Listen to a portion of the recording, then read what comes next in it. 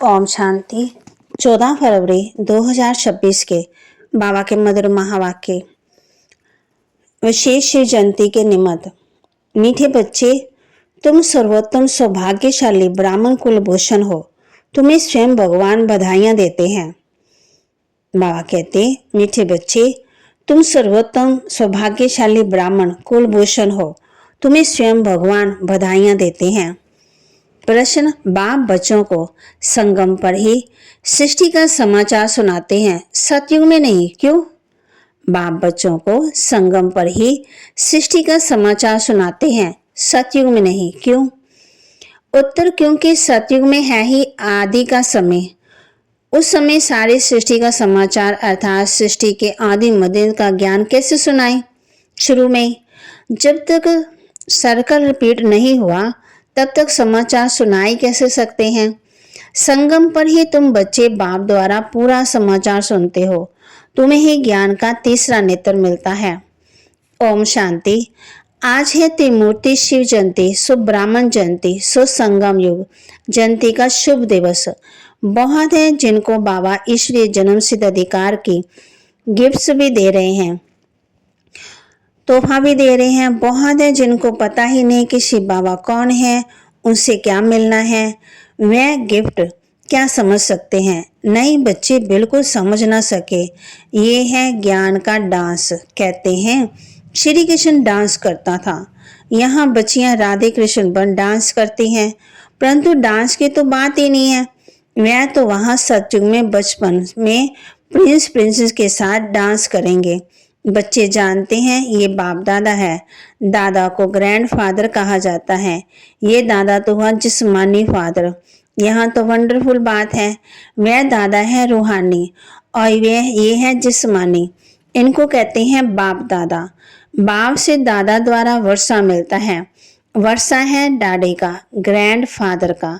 सब आत्माएं आत्मा रूप में सब भाई भाई, तो वर्षा बाप से मिलता। बाप कहते हैं तुम आत्माओं को अपना शरीर, अपनी कर्म इंद्रियां हैं। मुझे निराकार कहते हैं। जरूर मुझे शरीर चाहिए, तब तो बच्चों को राजो सिखाऊं अथवा मनुष्य देवता पति से पावन बनने का मार्ग बताऊं। मैं मूत पलिते कपड़ धोऊं, जरूर बड़ा धोबी होगा। सारे विश्व की आत्माएं और शरीर धोता है। ज्ञान और योग से तुम्हारी आत्माओं को धोया जाता है।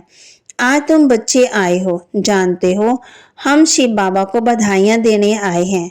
बाप फिर कहते हैं कि तुम जिसको गिफ्ट्स देते हो ना, गिफ्ट देते, तोहफे देते, वह बाप भी तुम बच्चों को गिफ्ट देते हैं, क्योंकि तुम बहुत सर्वोत्तम सौभाग्यशाली ब्राह्मण कुलभूषण हो। देवता इतने उत्तम नहीं जितने तुम हो। ब्राह्मण देवताओं से भी ऊंच है, ऊंच से ऊंच है बाप। फिर वह आते हैं ब्रह्मा तन में। उनके तुम बच्चे बहुत ऊंच से ऊंच ब्राह्मण बनते हो। ब्राह्मणों की है चोटी, उसके नीचे है देवताएं, सबसे ऊपर है बाबा। बाबा ने तुम बच्चों को ब्राह्मण ब्राह्मणियां बनाया है, स्वर्ग का वर्षा देने। इन लक्ष्मी नारायण को देखो कितने मंदिर बनाए, माथा टेकते हैं।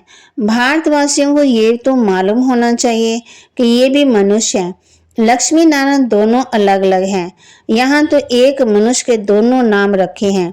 एक नाम है लक्ष्मी नारायण, अर्थात अपने को विष्णु चतुर्भुज समझते हैं। कहते लक्ष्मी नारायण अथवा राधे कृष्ण का नाम रखा है तो चतुर्भुज हो गए। वह विष्णु तो सूक्ष्म वतन का एम ऑब्जेक्ट। तुम इस विष्णुपुरी के मालिक बनेंगे। ये लक्ष्मी नारायण विष्णु के मालिक हैं। विष्णु की 4 भुजा, 2 लक्ष्मी की, 2 नारायण की। तुम कहेंगे हम विष्णुपुरी के मालिक बन रहे हैं। अच्छा, बाप की महिमा का गीत सुनाओ। कितना मीठा, कितना प्यारा शिव भोला भगवान। सारी दुनिया में शुरू से लेकर अब तक कोई की भी इतनी महिमा नहीं है, सिवाय एक के। नंबरवार तो है ही, सबसे ज्यादा सर्वोत्तम महिमा है ऊंच से ऊंच परम पिता परमात्मा की, जिसके तुम सब बच्चे हो। कहते हो हम ईश्वरीय संतान। ईश्वर तो स्वर्ग रचता है, फिर तुम नरक में क्यों पड़े? ईश्वर का यहाँ जन्म है। क्रिश्चियन कहेंगे हम क्राइस्ट के हैं। यही भारतवासी को भूल गया है कि हम परमपिता परमात्मा शिव के डायरेक्ट बच्चे हैं। बाप यहाँ आते हैं बच्चों को अपना बनाए फिर राज्य भाग्य देने। आज बाबा अच्छी रीति समझाते हैं क्योंकि नए भी बहुत हैं, इनको लिए समझाना मुश्किल है। हाँ, फिर भी स्वर्गवासी बनते। स्वर्ग में सूर्यवंशी राजा रानी भी है, दास दासी भी हैं, प्रजा भी होती है। उनमें कोई गरीब कोई शाहूकार होते, उनकी भी दास दासियां होती। सारी राजधानी यहाँ स्थापन हो रही है, ये तो और कोई को मालूम नहीं। सबकी आत्मा तमो प्रधान है, ज्ञान का तीसरा नेत्र कोई को भी नहीं। गीत। अभी बाप की महिमा सुनी तो शिव भगवान है एक, मनुष्य को भगवान नहीं कहा जाता। अब बाप कहाँ आया है समझाते हैं। सामने महाभारत लड़ाई भी खड़ी है तो मीठे से मीठा बाबा समझाते हैं। इनको दुख में सब याद करते, दुख में सेवन सब करें, सुख में करे ना कोई। शिव बाबा को दुख में सब याद करते, सुख में कोई नहीं करता। स्वर्ग में तो दुख नहीं होता, वहां बाप का पाया हुआ वर्षा था। 5000 वर्ष पहले जब शिव बाबा आया तो भारत को स्वर्ग बनाया, अब नरक है। बाप आए हैं स्वर्ग बनाने, दुनिया को पता भी नहीं। कहते हैं हम सब अंधे हैं, अंधों की लाठी आप प्रभु आओ, आकर के आंखें प्रदान करो। तुम बच्चों को ज्ञान का तीसरा नेत्र मिला है। जहां हम आत्मा रहती हैं वह है शांति धाम, बाप भी वहां रहते हैं। तुम आत्मा और हम रहते हैं, इनकी आत्मा को कहते हैं मैं तुम सब आत्माओं का बाप वहां रहता हूँ। तुम जन्म मरने का चक्कर का पाठ बजाते हो, मैं नहीं बजाता। तुम विश्व के मालिक बनते हो, मैं नहीं बनता हूँ। तुमको 84 जन्म लेने पड़ते। तुमको समझाया था कि हे बच्चे तुम अपने जन्मों को नहीं जानते हो। 84 लाख जन्म कहते हैं, ये झूठी बातें हैं। मैं ज्ञान का सागर पतित पावन हूँ। मैं आता तब हूँ जब सब पतित हैं, तभी आकर सृष्टि के आदि मध्यंत का राज समझाए त्रिकालदर्शी बनाता हूँ। बहुत पूछते हैं पहले पहले मनुष्य कैसे रचे, भगवान ने सृष्टि कैसे रची। एक शास्त्र भी दिखाते हैं परले हुई। फिर सागर के पीपल के पत्ते पर बच्चा श्री कृष्ण आया। बाप कहते हैं ऐसी कोई बात नहीं, ये बेहद का ड्रामा है। दिन है सतयुग त्रेता, रात है द्वापर कलयुग। बच्चे बाप को बधाइयां देते हैं। बाप कहते हैं तत्व आपको भी बधाई हो, तुम भी 100% दुर्भाग्यशाली से 100% सौभाग्यशाली बनते हो। तुम भारतवासी वह थे परंतु तुमको पता ही नहीं। बाप आकर के बताते हैं तुम अपने जन्मों को नहीं जानते हो, मैं आकर बताता हूँ। तुमने 84 जन्म लिए। बाप तुमको संगम पर सारी सृष्टि का समाचार सुनाते हैं। सतयुग में थोड़ी सुनाएंगे, जिस समय सृष्टि की आदि मध्यंत हुई नहीं तो उसका समाचार कैसे समझाएं। मैं आता हूँ अंत में, कलप के संगम युगे। शास्त्रों में लिखा है युगे युगे श्री कृष्ण भगवान नवाज। गीता में लिख दिया सब धर्म वाले श्री कृष्ण को भगवान थोड़ी मानेंगे। भगवान तो निराकार है ना, वह सब आत्मा का बाप है। बाप से वर्षा मिलता है। तुम सब आत्माएं भाई भाई हो। परमात्मा को सर्वव्यापी कहने से फादरहुड हो जाता है। फादर को कभी वर्षा मिलता है? फादर को कभी वर्षा मिलता है क्या? वर्षा बच्चे को मिलता है। तुम आत्मा सब बच्चे हो। बाप का वर्षा जरूर चाहिए। हद के वर्षे से तुम राजी नहीं होते, इसलिए पुकारते हो। तुम्हारी कृपा से सुख गनेरे मिले थे, अब फिर रावण द्वारा दुख मिलने से पुकारने लगे हो। सबकी आत्मा पुकारती है क्योंकि इनको दुख है, इसलिए याद करती है बाबा आकर के सुख दो। अभी इस ज्ञान से स्वर्ग के मालिक बनते हो, तुम्हारी सदगति होती है। इसलिए गाया जाता सबका सदगति दाता एक बाप है। अभी सब दुर्गति में है, फिर सबकी सदगति होती है। जब लक्ष्मी नारायण का राज्य था तो तुम स्वर्ग में थे, बाकी सब मुक्ति धाम में थे। अब हम बाप द्वारा राजयोग सीखते हैं। बाप कहते हैं कलप के संगम पर मैं तुमको पढ़ाता हूँ, मनुष्य देवता बनाता हूँ।